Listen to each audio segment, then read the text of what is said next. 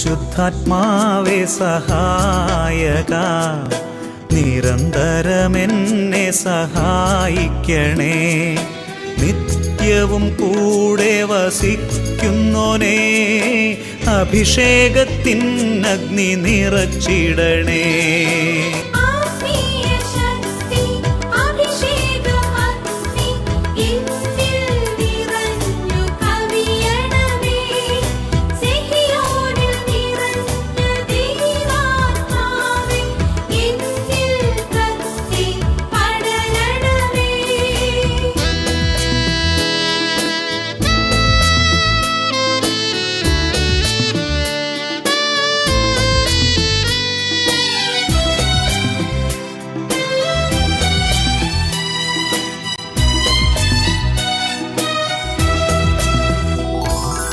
എന്നുള്ളിൽ നിറയുന്ന ദൈവിക ശക്തി ലൗകിക ശക്തിയെ തകർത്തിടുന്നു. പാപനീതി ന്യായ ബോധ്യങ്ങൾ ഹൃത്തിൽ നിറച്ചെന്നെ അഭിഷേചിക്കൂ. പരിശുദ്ധാത്മാവേ സഹായക, നിരന്തരമെന്നെ സഹായിക്കണേ.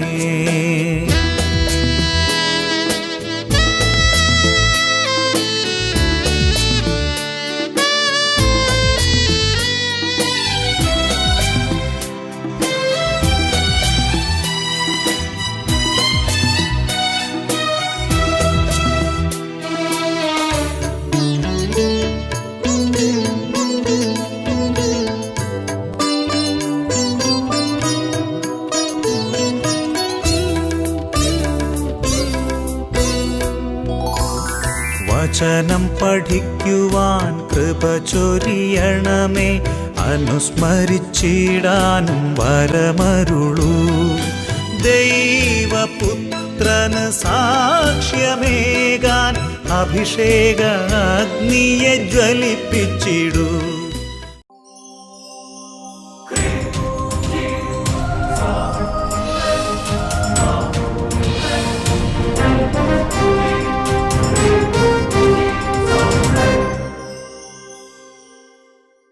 Praise the Lord. Praise the Lord. Hallelujah. Hallelujah. അഭിഷേകാഗ്നിയുടെ എല്ലാ പ്രേക്ഷകർക്കും രക്ഷിതാവും കർത്താവുമായ യേശു ക്രിസ്തുവിൻ്റെ ധന്യനാമത്തിൽ കൃപയും സമാധാനവും. Praise the Lord. Praise the Lord. Hallelujah. Hallelujah.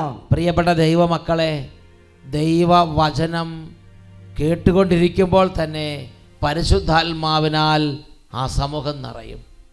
അപ്പോസ്തല പ്രവർത്തനം 10-ാം അധ്യായം 44-ാം തിരുലിഖിതം. പത്രോസ് ഇത് പറഞ്ഞുകൊണ്ടിരിക്കുമ്പോൾ തന്നെ എല്ലാവരും പരിശുദ്ധാത്മാവിനാൽ പൂരിതരായി. വചനം കേട്ടുകൊണ്ടിരിക്കുമ്പോൾ തന്നെ രോഗങ്ങൾ മാറി അത്ഭുതങ്ങൾ സംഭവിക്കും. വിശുദ്ധ മർക്കോസിൻ്റെ സുവിശേഷം 16-ാം അധ്യായം 20-ാം തിരുലിഖിതം. അവർ എല്ലായിടത്തും പോയി പ്രസംഗിച്ചു. കർത്താവ് അവരോട് കൂടെ പ്രവർത്തിക്കുകയും അത്ഭുതങ്ങൾ കൊണ്ടും അടയാളങ്ങൾ കൊണ്ടും വചനം സ്ഥിരീകരിക്കുകയും ചെയ്തു. Mark 16:20. Praise the Lord. Praise the Lord. Hallelujah. Hallelujah. ഒരു കുടുംബത്തിൻ്റെ അനുഭവം നമുക്ക് ശ്രദ്ധിക്കാം. എൻ്റെ പേര് ഷീബ, ഭർത്താവിൻ്റെ പേര് ശ്രീകുമാർ. കല്യാണം കഴിഞ്ഞിട്ട് 5 വർഷമായിട്ട് ഞങ്ങൾക്ക് കുഞ്ഞുങ്ങളുണ്ടായിരുന്നില്ല. നിങ്ങൾ എവിടെയാണ് താമസിക്കണേ? ഞങ്ങൾ ആലപ്പുഴ ജില്ലയിലെ അരൂക്കുറ്റി. ആലപ്പുഴ ജില്ലയിൽ അരൂക്കുറ്റി. അവിടെ നിന്ന് ഇടയ്ക്കിടയ്ക്ക് ബസ് ഇങ്ങോട്ട് ആളുകളുമായിട്ട് വരുന്നുണ്ട്. അരൂക്കുറ്റി. ഒത്തിരിയേറെ ചികിത്സയൊക്കെ നടത്തി 2 തവണ അതിൻ്റെ ഇടയ്ക്ക് അബോർഷനായി പോയി. അങ്ങനെ ഒത്തിരിയേറെ വിഷമിച്ചിരിക്കുകയായിരുന്നു.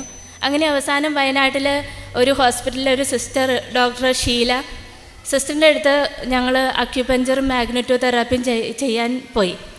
അവിടെ ചെന്ന് കഴിഞ്ഞപ്പോൾ സിസ്റ്റർ ഞങ്ങളോട് പറഞ്ഞു, ഈശോയുടെ അടുത്ത് ഒത്തിരി കുഞ്ഞുങ്ങളുണ്ട്, നിങ്ങൾ ചോദിക്കാൻ. ഈശോയുടെ അടുത്ത് ഇഷ്ടംപോലെ, അതായത് ഓരോ കുടുംബങ്ങൾക്കുള്ള കുഞ്ഞുങ്ങളെ 10, 15, 7 ഇങ്ങനെ നിശ്ചയിച്ച് വെച്ചിരിക്കുകയാണ്. നിങ്ങൾ പ്രാർത്ഥിക്കാൻ പറഞ്ഞു. ഞങ്ങൾക്ക് ദൂരമായത് കാരണം ഞങ്ങൾ അവിടെ സ്റ്റേ ചെയ്താണ് ചികിത്സ നടത്തിയത്. അപ്പോൾ ആദ്യത്തെ ദിവസം തന്നെ ഞങ്ങൾ റൂമിലിരിക്കുമ്പോൾ സിസ്റ്റർ ഒരു ലാപ്ടോപ്പുമായിട്ട് വന്നു. ലാപ്ടോപ്പിൽ യൂട്യൂബിൽ അച്ഛൻ്റെ അഭിഷേകാഗ്നിയുടെ ഒരു എപ്പിസോഡാണ് കാണിച്ചിരുന്നത്. അന്നാണ് ഞങ്ങൾ ആദ്യമായിട്ട് അഭിഷേകാഗ്നി കാണുന്നത്. അതിലും അച്ഛനും പറഞ്ഞു, ഈശോയുടെ അടുത്ത് ഒത്തിരിയേറെ കുഞ്ഞുങ്ങളുണ്ട്, നിങ്ങൾ പ്രാർത്ഥിച്ചോളാൻ. ഞങ്ങൾ അവിടെ മുട്ടുകുത്തി നിന്ന് പ്രാർത്ഥിച്ചു. ഞങ്ങൾക്കൊരു കുഞ്ഞുണ്ടാവുകയാണെങ്കിൽ ഞങ്ങളിവിടെ പാലക്കാട് അട്ടപ്പാടി സെഹിയോനിൽ വന്ന് സാക്ഷ്യം പറഞ്ഞോളാമെന്ന് പറഞ്ഞു. അങ്ങനെ ആ മാസം കഴിഞ്ഞു. പിറ്റേത്തെ മാസം ജൂണിലാണ് പോയത്. ജൂലൈയിൽ ആയപ്പോഴത്തേക്ക് ഞാൻ ഗർഭിണിയായി. നോക്കിയേ, ജൂൺ മാസത്തിൽ അവിടെ പോയി. അപ്പോൾ ഡോക്ടർ സിസ്റ്റർ ഈ ഒരു യൂട്യൂബിൽ ഈ അഭിഷേകിനി എപ്പിസോഡ് കാണിച്ചിട്ട് പറഞ്ഞു, കൂടെ ഈ ശുശ്രൂഷയുടെ കൂടെ പ്രാർത്ഥിക്കാൻ പറഞ്ഞു. ഇവർ അവിടെ മുട്ടുകുത്തി. ഇവർ പറഞ്ഞു, ഞങ്ങൾക്ക് ഇതുവരെ അറിയില്ലായിരുന്നോ ഇങ്ങനത്തെ ഒരു ശുശ്രൂഷ. ഞങ്ങൾക്ക് ഒരു കുട്ടിയെ തന്നാൽ ഞങ്ങൾ അട്ടപ്പാടി, പാലക്കാട് അട്ടപ്പാടി വന്ന് സാക്ഷ്യപ്പെടുത്താമെന്ന് അവിടെ മുട്ടുകുത്തി അവിടെ പറഞ്ഞു. ജൂണിൽ പ്രാർത്ഥിച്ചു. ജൂലൈ മാസത്തിൽ പ്രഗ്നൻ്റായി. ജൂലൈ ഒറ്റ മാസത്തിൽ ദൈവങ്ങൾ ഇടപെട്ടു. അപ്പോൾ ഞങ്ങൾക്ക് ഇങ്ങനെ അബോർഷനായി പോകുന്നതുകൊണ്ടൊരു പേടിയായിരുന്നു, എന്താ സംഭവിക്കാമെന്ന് അറിയത്തില്ല.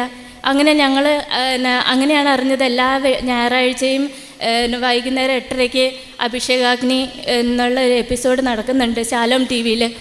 അങ്ങനെ സ്കാൻ ചെയ്ത് കഴിഞ്ഞപ്പോൾ പറഞ്ഞു, കുഞ്ഞിന് സിംഗിൾ ആംബ്ലിക്കൽ ആർട്ടറിയാണ്. അപ്പോൾ ചിലപ്പോൾ കുഞ്ഞിന് മന്ദബുദ്ധിയോ അല്ലെങ്കിൽ എന്തെങ്കിലും ഒരു അംഗവൈകല്യമോ ഉണ്ടാവാൻ ചാൻസ് ഉണ്ട് എന്ന് ഡോക്ടർ ഞങ്ങളോട് പറഞ്ഞു. ഞങ്ങൾ ആകെ വിഷമിച്ചു.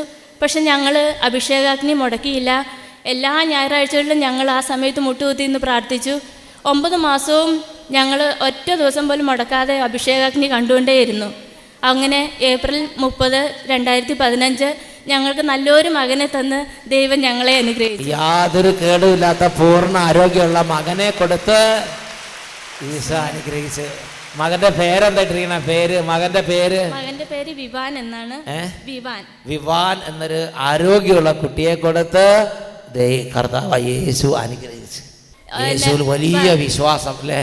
ഭർത്താവ് എന്തെങ്കിലും വിഷമമുള്ള ആളുകളുമായിട്ട് സംസാരിക്കുകയോ ചെയ്താൽ ഉടനെ ഭർത്താവ് പറയും, നിങ്ങൾ ഞായറാഴ്ച 8:30 അഭിഷേകാഗ്നി എന്ന സേവ്യർ ഖാൻ അച്ഛൻ്റെ ഒരു പരിപാടി ഉണ്ട്, നിങ്ങളത് കണ്ട് വിശ്വസിച്ച് പ്രാർത്ഥിക്കുക, എല്ലാം റെഡിയാവും. അങ്ങനെ ഞങ്ങൾ ഇവർ യേശുവിനുള്ള കൃപ എല്ലാവർക്കും കിട്ടാൻ വേണ്ടി അധ്വാനിക്കുക. ഞങ്ങളൊരു 10 പേരുടെ പേര് പറഞ്ഞ് പ്രാർത്ഥിച്ചിരുന്നു അഭിഷേകാഗ്നിയിൽ. ഞങ്ങൾക്ക് കുഞ്ഞിനുണ്ടായി കഴിഞ്ഞിട്ട് ആ 10 പേർക്കും ദൈവം കുഞ്ഞുങ്ങളെ നൽകി അനുഗ്രഹിച്ചിരുന്നു. 10 പേരുടെ പേര് പറഞ്ഞ് ഞങ്ങൾ പ്രാർത്ഥിച്ചിരുന്നു. ഇവർക്കത് കുഞ്ഞുണ്ടായി കഴിഞ്ഞപ്പം മക്കളില്ലാത്ത 10 പേരെ ഇവർക്ക് ഓർമ്മയുണ്ട്. അഭിഷേകാഗ്നിയിൽ എല്ലാ ഞായറാഴ്ച കണ്ടിട്ട് പറയും, കർത്താവ് ഇന്ന വീട്ടിൽ മക്കളില്ല കേട്ടോ, ദൈവം അനുഗ്രഹിക്കും. 10 വീട്ടിന് വേണ്ടി പ്രാർത്ഥിച്ച് 10 വീട്ടിലും ഈശോ മക്കളെ കൊടുത്ത് അനുഗ്രഹിച്ചു. യേശുവേ നന്ദി. ഹല്ലേലൂയ. വിശ്വാസത്തിന്റെ ഒരു അത്ഭുതമാണത്. Hallelujah. Hallelujah. Praise the Lord. Praise the Lord. എഴുന്നേറ്റ് നിന്ന് നമുക്ക് കരങ്ങൾ ഉയർത്തി കർത്താവിനെ നമുക്ക് സ്തുതിക്കാം. എല്ലാവരും എഴുന്നേറ്റ് നിൽക്കുക. 2 കരങ്ങൾ നന്നായിട്ട് ഉയർത്തി പിടിക്കുക. അതിനുശേഷം എത്ര ഉച്ചത്തിൽ കർത്താവിനെ ആരാധിക്കാമോ അത്രയും സ്വരം ഉയർത്തി ഹൃദയപൂർവ്വം ഒരു ധ്യാനത്തിൽ പങ്കെടുക്കുന്ന അതേ തീഷ്ണതയോടെ അതേ അനുഭവത്തോടെ ഇപ്പോൾ യേശുവിനെ നമുക്ക് ആരാധിക്കാം. ഹല്ലേലൂയ.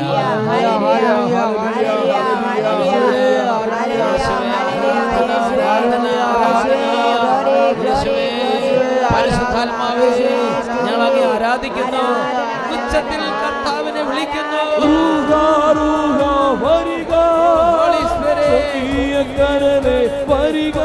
വലിയ വിശ്വാസത്തോടെ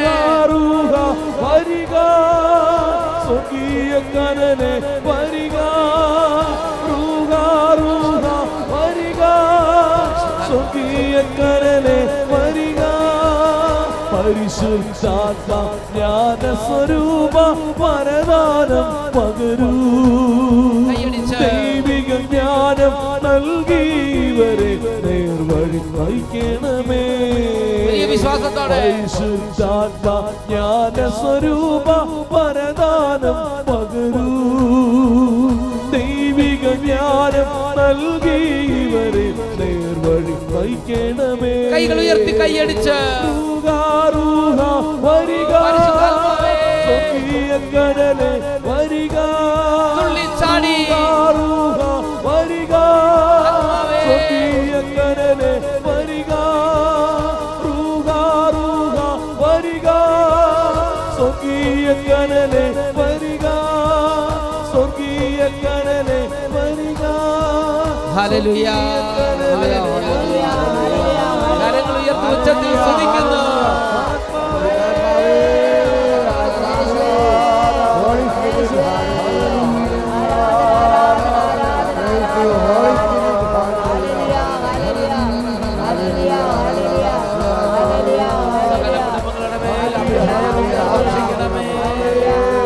തളർന്ന മക്കളെ ഉയർപ്പിക്കണമേ. വേദനിക്കുന്ന ഹൃദയങ്ങളെ സ്പർശിക്കണമേ. എല്ലാ വിദ്യാർത്ഥികളുടെ അഭിഷേകം ചൊരിയണമേ. പ്രകാശം വീശണമേ.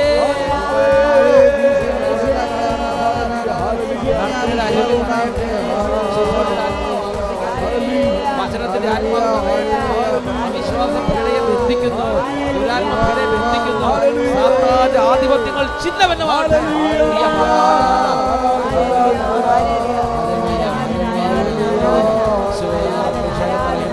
വിശുദ്ധി നിറയട്ടെ, പ്രാർത്ഥന നിറയട്ടെ, സ്നേഹം നിറയട്ടെ, ക്ഷമ നിറയട്ടെ, സൗഖ്യം നിറയട്ടെ, ആനന്ദം ഉണ്ടാകട്ടെ, അഭിഷേകം നിറയട്ടെ.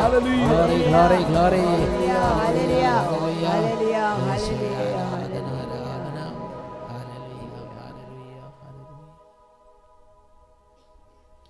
Hallelujah. Hallelujah. Hallelujah. Hallelujah. Praise the Lord. Praise the Lord. Praise the Lord. Praise the Lord. നമുക്ക് സീറ്റുകളിലേക്ക് ഇരിക്കാം. പ്രിയപ്പെട്ട ദൈവമക്കളെ, ഇന്ന് നാം ചിന്തിക്കുന്ന വിഷയമാണ് എന്നിൽ ഇടർച്ചയുണ്ടാകാത്തവൻ ഭാഗ്യവാൻ. വിശുദ്ധ ലൂക്കായുടെ സുവിശേഷം 7-ാം അധ്യായം 23-ാം തിരുലിഖിതം. എന്നിൽ ഇടർച്ചയുണ്ടാകാത്തവൻ ഭാഗ്യവാൻ. ഹല്ലേലൂയ. ഹല്ലേലൂയ. പ്രിയപ്പെട്ട സഹോദരങ്ങളെ, ഈ അടുത്ത കാലത്ത് അച്ഛൻ പ്രത്യേകം ശ്രദ്ധിക്കുന്നൊരു കാര്യമുണ്ട്. ദൈവ വചന ശുശ്രൂഷ നടക്കുമ്പോൾ യേശുക്രിസ്തുവിൻ്റെ സാന്നിധ്യത്തിൽ നടക്കുന്ന അത്ഭുതങ്ങളും അടയാളങ്ങളും രോഗശാന്തികളും മാനസാന്തരങ്ങളെയും തുച്ഛീകരിച്ച് തങ്ങളുടെ അഭീഷ്ടമനുസരിച്ച് തങ്ങളുടെ മനോഗതമനുസരിച്ച് അതിനെല്ലാം വളച്ചൊടിച്ച് തുച്ഛീകരിച്ച് തങ്ങൾക്കിഷ്ടമുള്ള കളർ ചേർത്ത് അതിനെക്കുറിച്ച് ദൂഷണങ്ങൾ പറയുന്ന ചില സാഹചര്യങ്ങളെ അച്ഛൻ്റെ ശ്രദ്ധയിൽപ്പെട്ടു. പ്രിയപ്പെട്ട സഹോദരങ്ങളെ, ചിലരെ സംബന്ധിച്ച് ഇങ്ങനെയുള്ള അത്ഭുതങ്ങളൊന്നും യേശുവിൻ്റെ നാമത്തിലല്ല, അതൊക്കെ വേറെ എന്തോ സൈക്കോളജിക്കൽ ടെക്നിക്കായിട്ട് ചിലർ വ്യാഖ്യാനിക്കുന്നതിൻ്റെ ശ്രദ്ധയിൽപ്പെട്ടിട്ടുണ്ട്. വേറെ ചിലർ ഇതിനെയൊക്കെ ഇതെന്തുകൊണ്ട് എല്ലായിടത്തും നടക്കുന്നില്ല, എന്തുകൊണ്ട് എല്ലാവരും സൗഖ്യം പ്രാപിക്കുന്നില്ല, എന്തുകൊണ്ട് മെഡിക്കൽ കോളേജിൽ സുഖപ്പെടുത്തുന്നില്ല, എന്തുകൊണ്ട് ആശുപത്രികൾ പൂട്ടുന്നില്ല, ഇങ്ങനെയുള്ള ചില മുട്ടായുക്തികൾ ഉന്നയിക്കുന്നതും എൻ്റെ ശ്രദ്ധയിൽപ്പെട്ടിട്ടുണ്ട്. ഇങ്ങനെ ഒരു 100,000 എതിർ ചിന്തകളുമായി സാത്താൻ്റെ ബന്ധനത്തിലിരിക്കുന്ന നിരവധി ആത്മാക്കൾ ഇന്ന് ലോകത്തിലുണ്ട്. ഇതിനെക്കുറിച്ച് ഞാനും നിങ്ങളും വളരെ വ്യക്തമായി ദൈവവചനപ്രകാരം മനസ്സിലാക്കണമെന്ന് പരിശുദ്ധാത്മാവ് ആഗ്രഹിക്കുന്നു. ആദ്യം തന്നെ പരിശുദ്ധാത്മാവ് നമുക്ക് നൽകുന്നത് വിശുദ്ധ ലൂക്കായുടെ സുവിശേഷത്തിൽ 7-ാം അധ്യായം 21 മുതൽ 23 വരെയുള്ള തിരുലിഖിതങ്ങളാണ്. Luke chapter 7 verses 21 to 23. അവിടെ അതിൻ്റെ പശ്ചാത്തലം എങ്ങനെയാണ്? യേശുക്രിസ്തുവിൻ്റെ ശുശ്രൂഷ നടക്കുമ്പോൾ വളരെ വലിയ അത്ഭുതങ്ങളും അടയാളങ്ങളും സംഭവിച്ചുകൊണ്ടിരുന്നു. സ്നാപക യോഹന്നാൻ ഒരു സംശയം, ഇത് തന്നെയാണോ യേശു? വരാനിരിക്കുന്ന ഇവൻ തന്നെയാണോ, അതോ വേറൊരുവന് വേണ്ടി ഇനി കാത്തിരിക്കണമോ? തൻ്റെ 2 ശിഷ്യന്മാരെ സ്നാപക യോഹന്നാൻ ഈ ഒരു കാര്യം ചോദിക്കാൻ വേണ്ടി യേശുവിൻ്റെ അരികിലേക്ക് അയക്കുന്നതാണ് രംഗം. അവർ വരുന്ന സമയത്ത് അവിടെ വളരെ പേർ സൗഖ്യം പ്രാപിച്ചുകൊണ്ടിരുന്നു. അതാണ് ഇതിൻ്റെ പശ്ചാത്തലം. 21 മുതലുള്ള വചനങ്ങൾ ഇപ്പോൾ നമുക്ക് വായിക്കാം. അപ്പോൾ യേശു വളരെ പേരെ രോഗങ്ങളിൽ നിന്നും വ്യാധികളിൽ നിന്നും അശുദ്ധാത്മാക്കളിൽ നിന്നും സുഖപ്പെടുത്തുകയും അനേകം കുരുടന്മാർക്ക് കാഴ്ച കൊടുക്കുകയും ചെയ്തു. അവൻ പറഞ്ഞു, നിങ്ങൾ കാണുകയും കേൾക്കുകയും ചെയ്തതെല്ലാം ചെന്ന് യോഹന്നാനെ അറിയിക്കുക. കുരുടന്മാർ കാണുന്നു, മുടന്തന്മാർ നടക്കുന്നു, കുഷ്ഠരോഗികൾ സുഖം പ്രാപിക്കുന്നു, ചെകിടർ കേൾക്കുന്നു, മരിച്ചവർ ഉയർപ്പിക്കപ്പെടുന്നു, ദരിദ്രരോട് സുവിശേഷം പ്രസംഗിക്കപ്പെടുന്നു. അതിനുശേഷമാണ് 23-ാമത്തെ വാക്യത്തിൽ യേശു പറയുന്നത്, എന്നിൽ ഇടർച്ചയുണ്ടാകാത്തവൻ ഭാഗ്യവാൻ. എന്നിൽ ഇടർച്ചയുണ്ടാകാത്തവൻ ഭാഗ്യവാൻ. ഈ അത്ഭുതങ്ങളെ പ്രതിയും ഈ അടയാളങ്ങളെ പ്രതിയും ഈ രോഗശാന്തികളെ പ്രതിയും ഇപ്പോൾ നടക്കുന്ന വൻ കാര്യങ്ങളെ പ്രതിയും എന്നിൽ ഇടർച്ചയുണ്ടാകാത്തവൻ ഭാഗ്യവാൻ.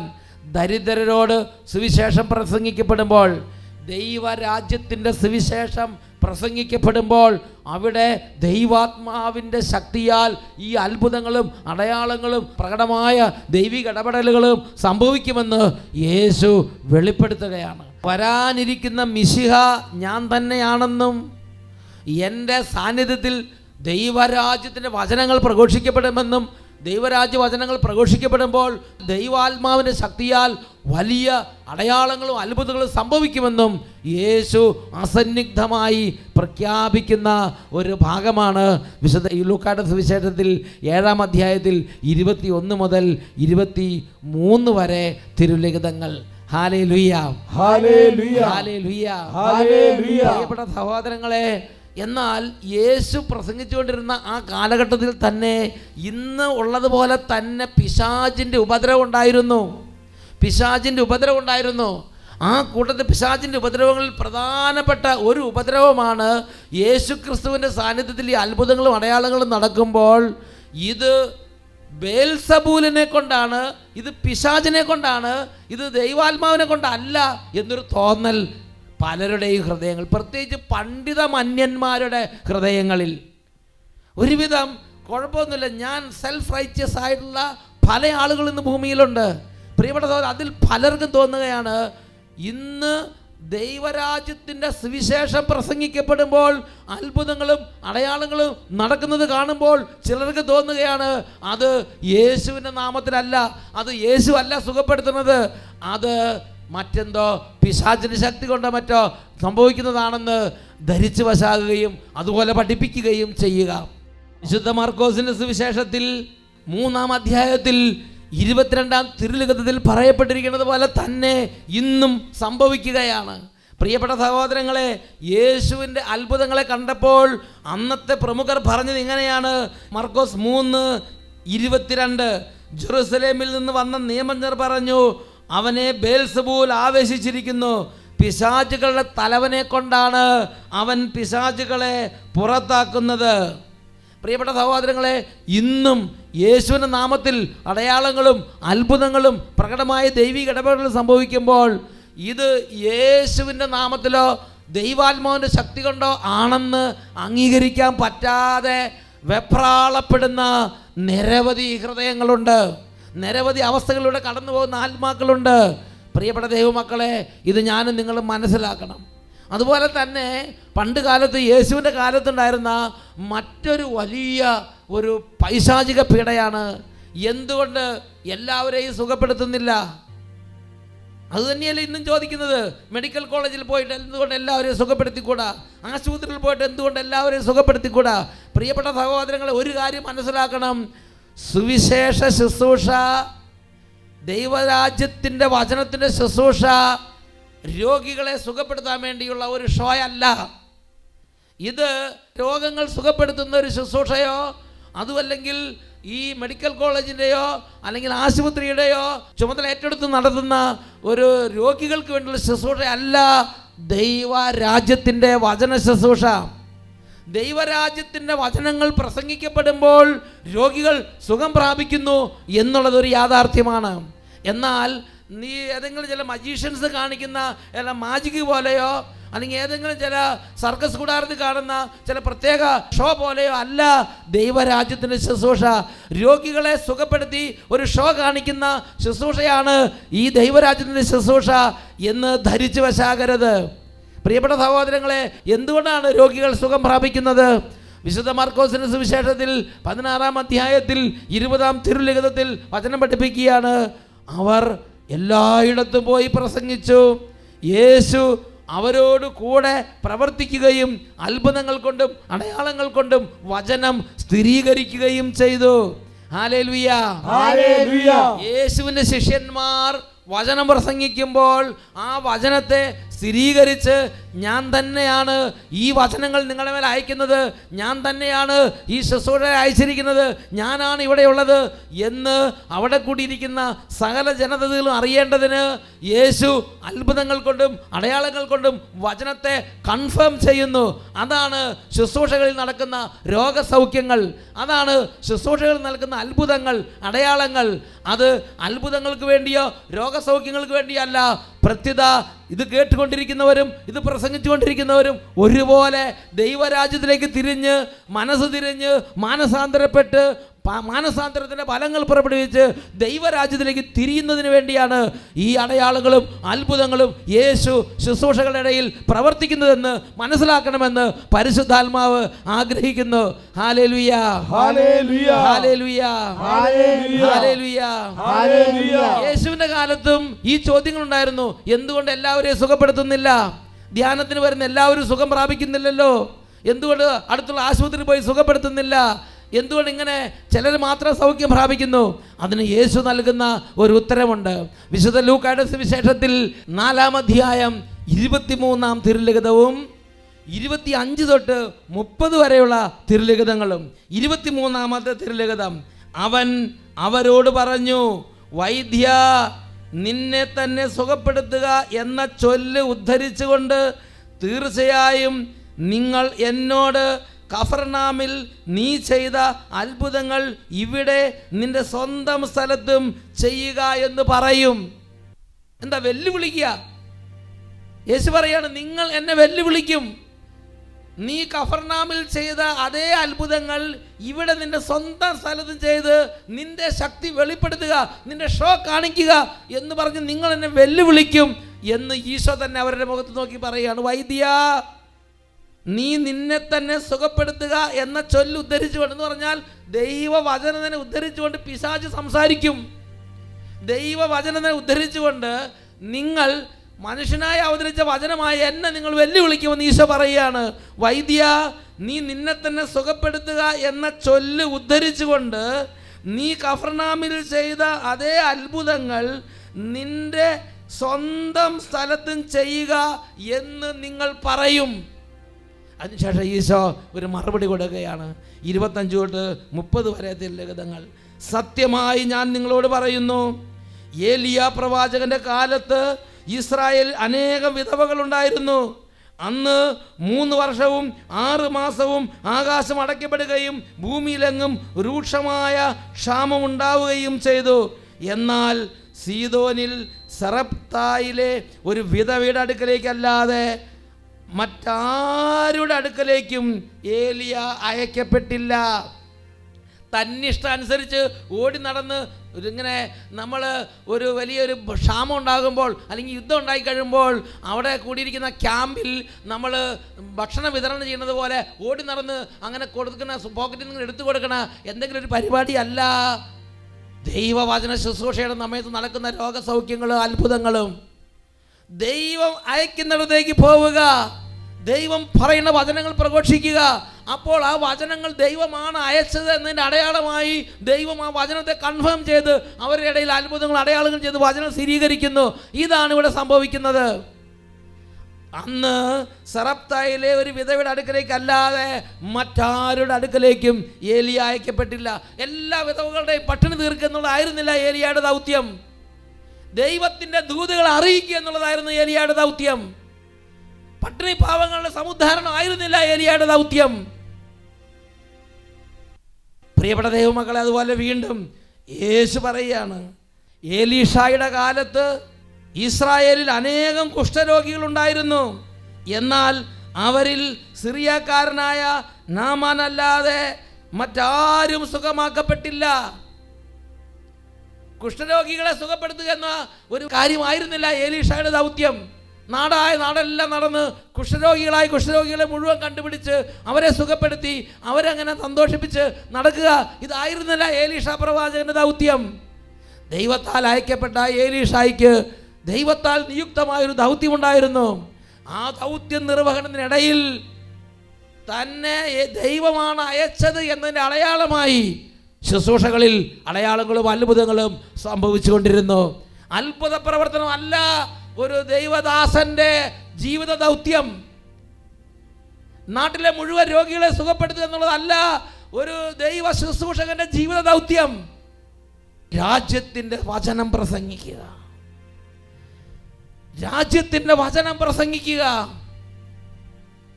പ്രിയപ്പെട്ട സഹോദരങ്ങളെ, സിറിയക്കാരനായ നാമാനല്ലാതെ മറ്റൊരു കുഷ്ഠരോഗിയും എലീഷയുടെ കാലത്ത് എലീഷ സുഖപ്പെടുത്തിയില്ല. എലീഷയെ അതിന് അയച്ചിട്ടില്ല, ദൈവമാണ് സുഖപ്പെടുത്തുന്നത്. വീണ്ടും തുടർന്ന് പറയുകയാണ് 28 മുതലുള്ള തിരുലിഖിതങ്ങൾ. ഇത് കേട്ടപ്പോൾ സിനഗോഗിൽ ഉണ്ടായിരുന്ന എല്ലാവരും കോപാകുലരായി. അവർ അവനെ പട്ടണത്തിൽ നിന്ന് പുറത്താക്കുകയും തങ്ങളുടെ പട്ടണം സ്ഥിതി ചെയ്തിരുന്ന മലയുടെ ശൃംഗത്തിൽ നിന്ന് താഴേക്ക് തള്ളിയിടാനായി കൊണ്ടുപോവുകയും ചെയ്തു. എന്നാൽ അവൻ അവരുടെ ഇടയിലൂടെ നടന്ന് അവിടം വിട്ടുപോയി. Hallelujah, hallelujah, hallelujah, hallelujah. അവനെ കൊല്ലാനുള്ള ദേഷ്യം, യേശുവിനെ കൊല്ലാനുള്ള ദേഷ്യമാണ് തോന്നിയത്. മലയിൽ നിന്ന് താഴേക്ക് തള്ളിയിട്ട് കൊല്ലാൻ അവനെ കൊണ്ടുപോയി എന്ന് പറയും. ഇന്നും കർത്താവിൻ്റെ വചനം പ്രസംഗിക്കപ്പെടുകയും ആ വചനങ്ങളെ കർത്താവ് അത്ഭുതങ്ങളുടെ അടയാളങ്ങളെ സ്ഥിരീകരിക്കുകയും ചെയ്യുമ്പോൾ കൊല്ലാനുള്ള ദേഷ്യം ഹൃദയങ്ങളിൽ ഉത്ഭൂതമാകുന്നുണ്ടെങ്കിൽ, പ്രിയപ്പെട്ട സഹോദരങ്ങളെ, സുവിശേഷത്തോടും നമ്മുടെ കർത്താവിനോടും മല്ലടിക്കുന്ന അരൂപിയാണ് ഹൃദയങ്ങളിൽ ഇരിക്കുന്നത് എന്ന് അറിഞ്ഞുകൊള്ളുക. ഈ നിമിഷങ്ങളിൽ എഴുന്നേറ്റ് നിന്ന് കർത്താവിൻ്റെ കൃപയ്ക്ക് പാത്രീഭൂതമാകാൻ പരിശുദ്ധ കുർബാനയുടെ മുമ്പിൽ നമുക്ക് പ്രാർത്ഥിക്കാം.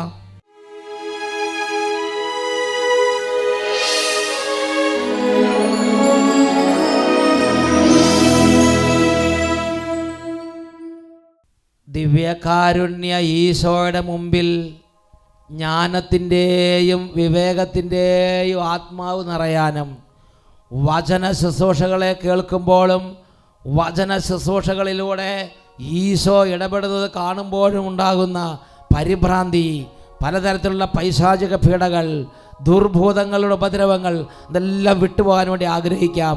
2 കരങ്ങൾ ഉയർത്തിപ്പിടിക്കാം.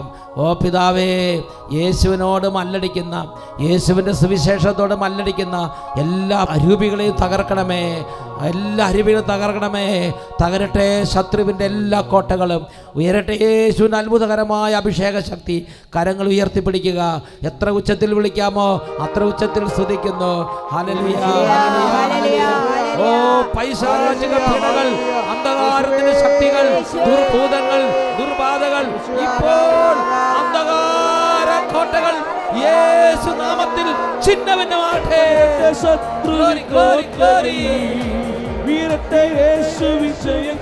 യേശു നാമത്തിൽ വിടുതൽ, യേശു നാമത്തിൽ സൗഖ്യം, വിടുതൽ, വിടുതൽ.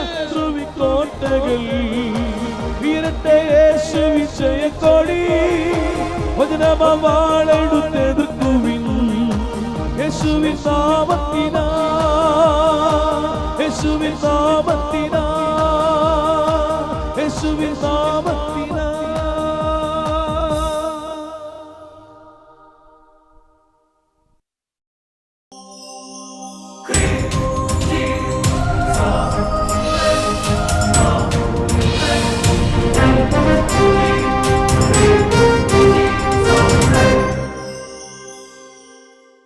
യേശു തന്റെ ജീവൻ കൊടുത്ത് എന്നെ അവൻ വീണ്ടെടുത്തു.